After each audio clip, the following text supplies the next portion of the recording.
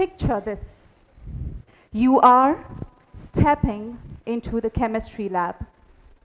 You want to do an experiment, and enthusiasm is gushing into your veins.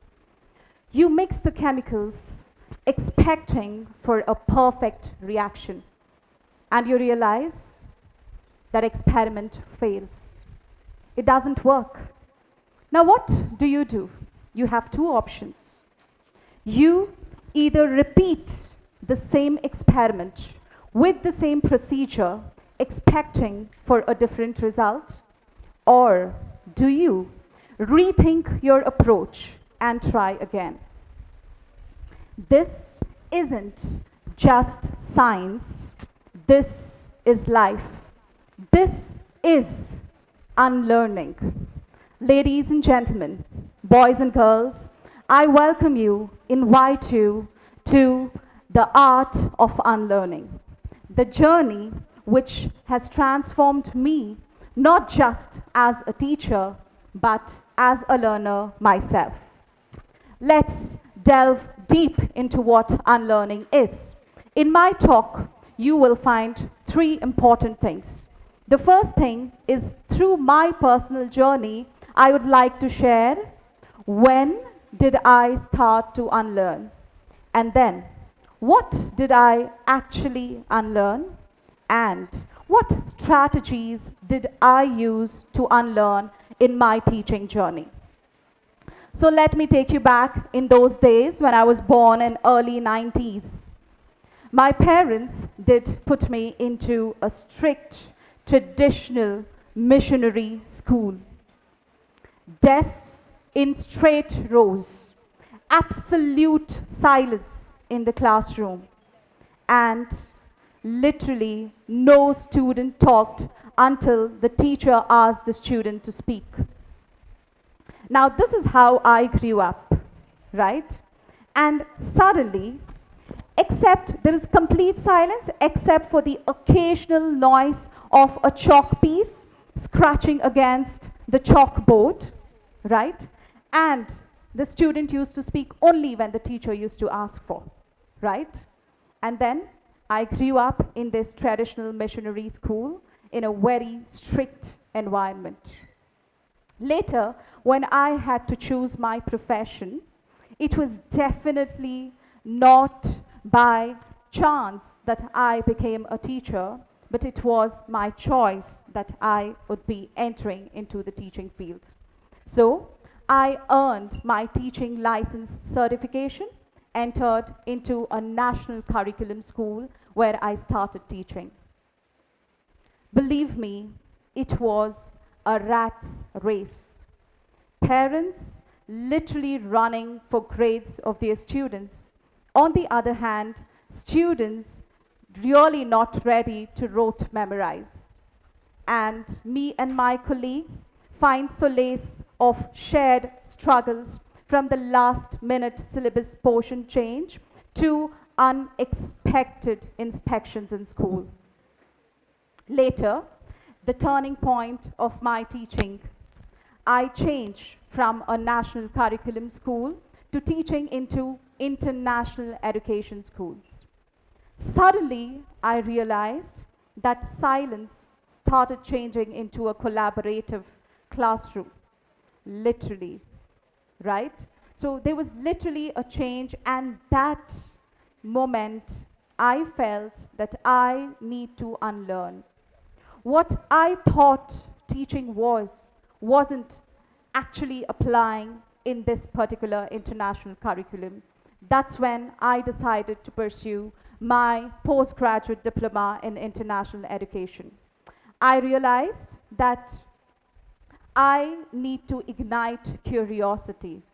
I need to adapt to the changes, right? And now I'm going to share with you what other things did I unlearn. The first one being, from the teacher-led instruction to the student-led classroom. A decade ago, my classrooms just revolved around me. I was the sole dispenser of knowledge.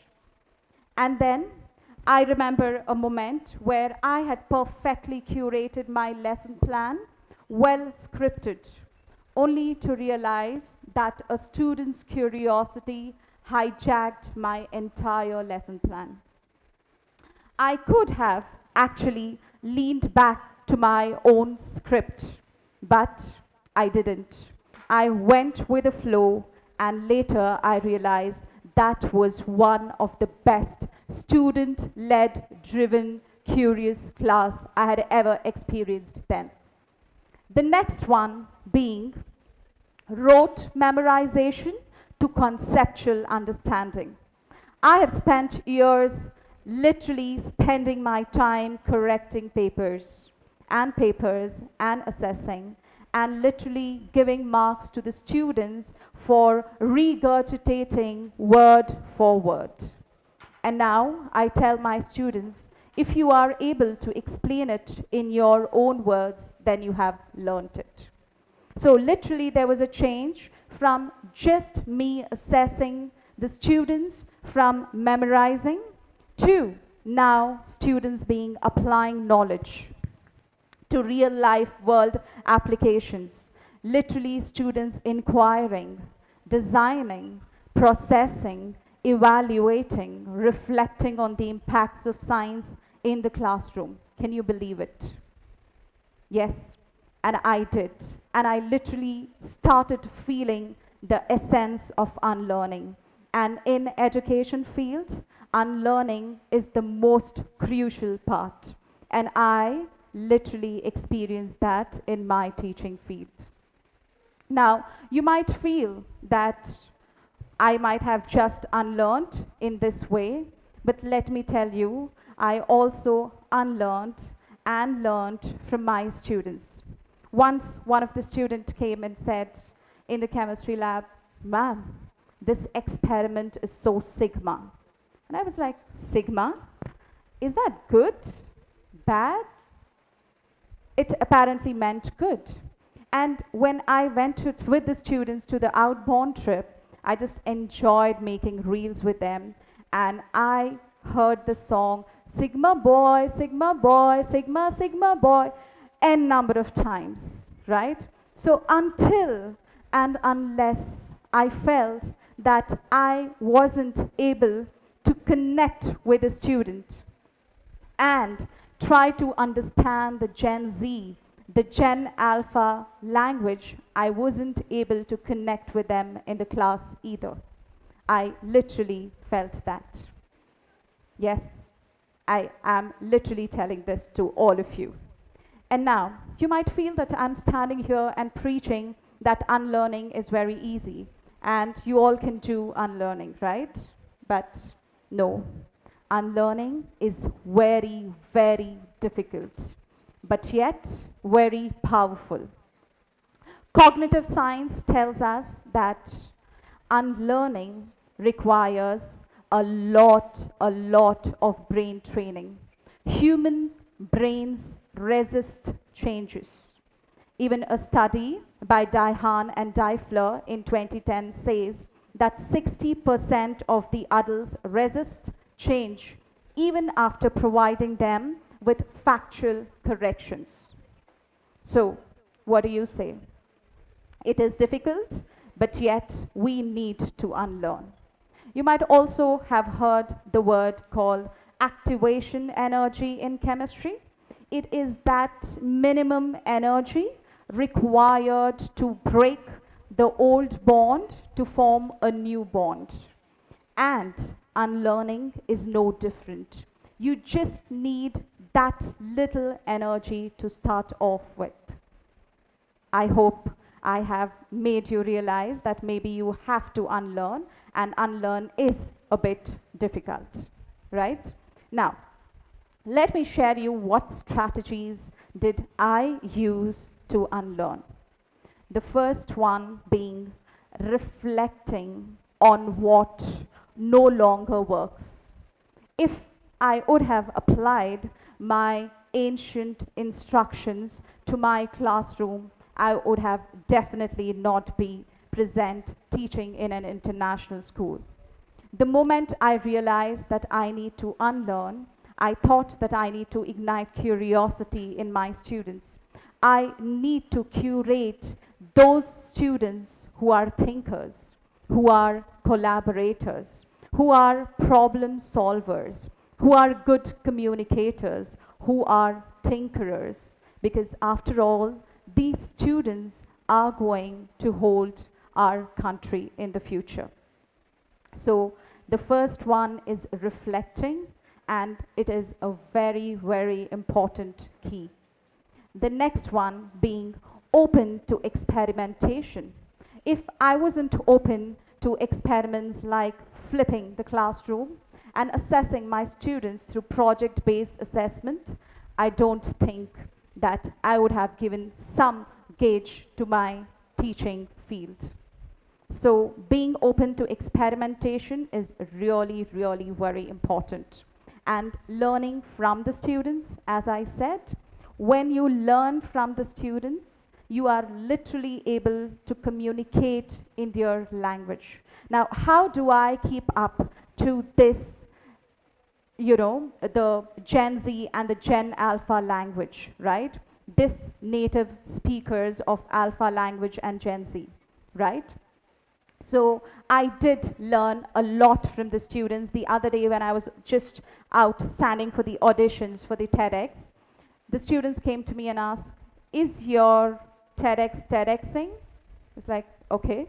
Ma'am, is the brain braining? Or they say, the experiment is not experimenting right now. So I literally learn a lot of words, and I have experienced that when I am using these words to communicate with them, I am able to literally connect with them and teach what I have to. Yes, and I literally felt that. And the next step and the final step being act fast. When once Bill Perkins asked, what is the secret behind your success? He said, by the time others are still thinking to change and they're still planning, I have already made 2 or 3 errors. So you literally need to act fast. The better and the faster you adapt, the better impact you have. And always embrace being a lifelong learner. If I would stick on to my decade ago teaching license certification, and if I wouldn't have gone beyond the textbook, I would have literally not made the essence of teaching so well. So, ladies and gentlemen, with my speech, I just wanted to share with you, when did I realize that I had to unlearn? And what are the different things I unlearned? And what strategies did I use to unlearn, right? So please remember, before you hit the bed tonight, ask yourself, what is that one belief or one assumption or an old archaic method that you want to replace? You know, we all celebrate the learning. We do celebration of learning. But are we yet courageous to challenge ourselves that what we need to let go? Right? So I leave you with a thought. Think for yourself, what is that one belief, one assumption you feel is old enough or outdated, and what you need to let go. Happy unlearning, all of you. Thank you.